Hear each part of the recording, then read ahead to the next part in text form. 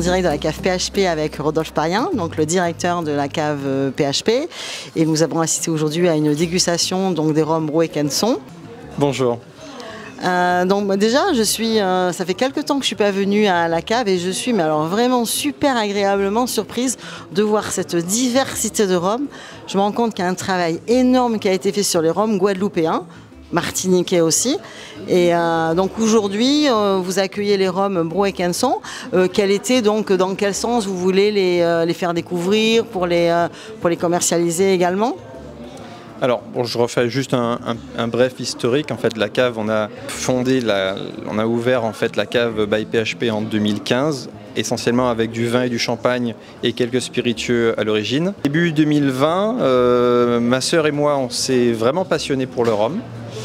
Et on a voulu ouvrir en fait, et c'était une évidence, d'ouvrir un peu la gamme de nos produits au rhum, un produit qu'on ne peut pas faire un produit plus local. Donc c'était une évidence pour nous. Ma sœur, elle, a ouvert une cave, du coup, vivant à Saint-Barth, elle a ouvert une cave sur Saint-Barthélemy. Nous, on a également ouvert notre gamme à tous les rhums de Guadeloupe et de Martinique également, parce que je considère qu'il y a de très bons produits aussi bien en Guadeloupe qu'en Martinique. Et je trouve parfois dommage qu'on ne trouve pas l'un et l'autre sur les deux îles. Donc nous, on a vraiment fait le choix d'avoir les deux et tous les producteurs, tous les distillateurs. Je trouve que c'est une excellente initiative. Je sais aussi que toutes les équipes ont été formées, que le distillerie, il y a beaucoup d'animations. Parce que je vois qu'il y a Bro et Canson, je sais qu'il n'y a pas longtemps, il y en avait Ami 710 également. Donc vous avez beaucoup de distilleries qui viennent et voilà, je vous encourage vraiment dans votre démarche. Et c'est vrai que pour le Club de Rhum, nous, c'est toujours un plaisir de venir vous voir, de voir le dynamisme que vous y mettez, vous et votre équipe. Et voilà, merci beaucoup pour votre participation à cette solidarité sur le rhum guadeloupéen et martiniquais. Merci à vous, appréciez et bonne dégustation. Merci. Stéphanie, bonjour, bienvenue en Guadeloupe. Merci. Tu es donc la responsable production et maître de chez des rhums Bro et Canson. Depuis combien de temps? C'est tout récent puisqu'en fait j'ai pris mon poste en 2022.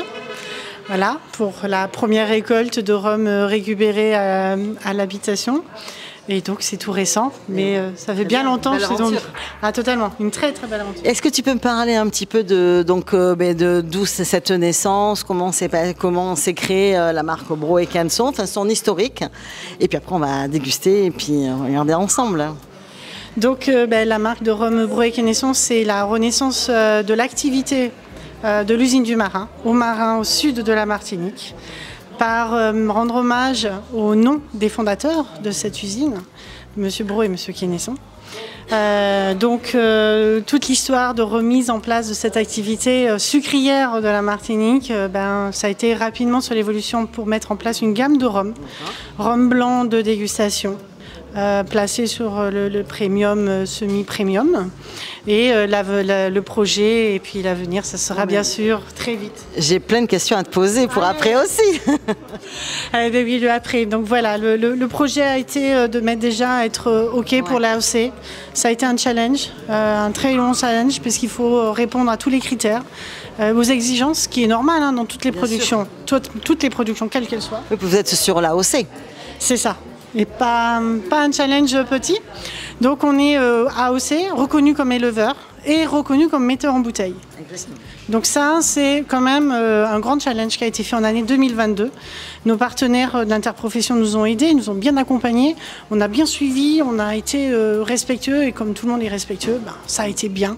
Une vraie solidarité sur l'AOC Martinique, sur un soutien pour votre nouvelle marque. Soutien, oui. Il faut montrer aussi qu'on peut le faire et qu'on peut être garant. C'est ça. Garant des valeurs et du savoir-faire. Exactement. C'est la première des choses. Voilà. Moi, j'aurais voulu savoir ce que alors déjà, que tu nous parles un petit peu du terroir donc tu nous dis que tu es sur le sud de la Martinique. Quel est son terroir? Quel type de canne vous avez? Et puis après, on va parler du mode d'élaboration. Alors, on va donc le profil de nos cannes, elles sont sur un secteur dans les mornes, inscrit dans les mornes, donc une sorte de cuvette inscrit dans les mornes. Donc on a à peu près 3 mornes autour, donc superficie de 30 hectares, parcelle de mêlée, canne roseau, canne bleue, canne rouge. 30 hectares là, à l'heure actuelle, et 42 fin d'année 2023. On grandit. Oui, il faut grandir. On a cette possibilité. Pourquoi ? Parce que nos cannes, elles ont une chance. Inscrites dans ces mornes, elles ont les pieds dans l'eau et la tête au soleil. C'est ça, oui. Et les alizés qui arrivent par le côté de l'Est, et donc elles sont un peu bercées, entretenues. Donc une humidité alimentée par nos mornes et nos pluies. Pas très généreuse, il faut le dire. Donc un terrain assez argilo-calcaire, quelque chose de très rustique, mais on a une chance, c'est que l'eau est résiduelle dans cette cuvette.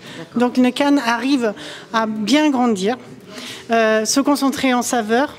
Comme je disais, on a la chance parce que le terroir a bénéficié d'une plantation avant de tout ce qui était fruits, donc goyavier, et de fleurs exotiques. Donc ça amène beaucoup de diversité.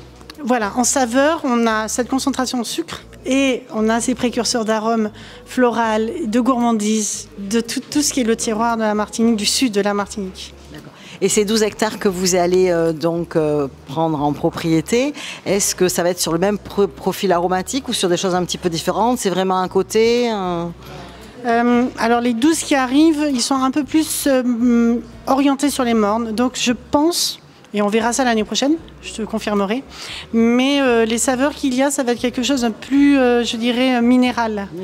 Parce qu'elles auront vraiment les alizés en premier temps par rapport à l'opposé. Donc il y aura un beau jeu aussi d'assemblage. Ouais, c'est ce que j'allais dire, vous allez vous amuser là avec tout cet assemblage. Alors j'aimerais que tu me présentes, donc je vois que tu as amené un 50 degrés. Est-ce que tu peux m'en dire plus ? Alors, sur déjà la fermentation, son élaboration. Écoute, j'ai deux profils à te présenter, donc le 50 et le 55. Tous les deux sont issus d'un travail d'élaboration par notre partenaire de transformation de la canne, puisque nous cultivons, récoltons notre canne et la transportons. Et le transport, on l'assure pour que notre partenaire de transformation de la canne en rhum gère en parcellaire, donc il nous assure la traçabilité et l'approvisionnement de notre rhum de nos cannes. Donc déjà ça, c'est important. Indispensable dans la hausse, c'est d'ailleurs. Primordial. Et de ce fait, avec cette belle collaboration et ce partenariat qui est fait et établi avec nos confrères, on avance très très bien. Et donc le profil 50 et 55 et le petit frère qui arrive bientôt ici en Guadeloupe, parce qu'il vous attend. En fait, nous aussi. Et oui, on se fait désirer, donc la fermentation, c'est classique, mais on cherche toujours dans une moyenne de 68 heures de fermentation. Donc des fois ça peut être 72, des fois ça peut être 62, mais voilà, on est dans cette moyenne-là. Fermentation bien, de virage direct, on est quelque chose de, on va dire, classique. La distillation, pareil, colonne créole. Donc tout va bien. Enfin, nous, on est dans le cahier des charges AOC. Et ensuite, on rapatrie le rhum. Donc notre partenaire nous le rapatrie. Et je commence là déjà l'élevage du rhum blanc pour que le profil... Alors j'appelle profil, c'est volontaire, c'est très frais dans mon vocabulaire parce qu'en fait je voulais laisser un travail de rhum blanc dans l'élaboration qui soit, on va dire, singulier. Donc on a du 50, du 55, etc. Je ne souhaitais pas que le 50 degrés soit une simple réduction. Je voulais donner une personnalité au 50 et clin d'œil à ma personnalité en tant que femme, je souhaitais que le rhum 50 soit dans la séduction et la surprise, une agréable surprise pour une dame qui a toujours une appréhension légitime, mais qui est dans cette appréhension. Donc je souhaitais lui donner un peu de floral de côté. J'adhère totalement à la définition, forcément. Ah oui, bon. Donc ça voudrait dire que j'ai réussi un petit peu l'approche séduction, mais c'est important parce que il faut que le rhum issu de nos fruits, de nos terres, puisse plaire à nous d'abord. Hein. Donc on en parle les mieux, on est les meilleurs ambassadeurs. Et qui plus est une dame qui achète généralement le rhum à ces messieurs. Donc ensuite, comme on a 2 parcelles de rhum, on fait le profil 50 et j'ai fait un profil 55 qui est issu d'un assemblage de rhum. Donc 2 lots de rhum que j'ai reçus. Et le deuxième lot de rhum, c'est une canne assez juvénile puisque c'était sa première récolte. Donc beaucoup de fraîcheur, beaucoup de caractère, on va dire gourmandise, de maturité de canne. Et donc j'ai monté le 55. D'accord.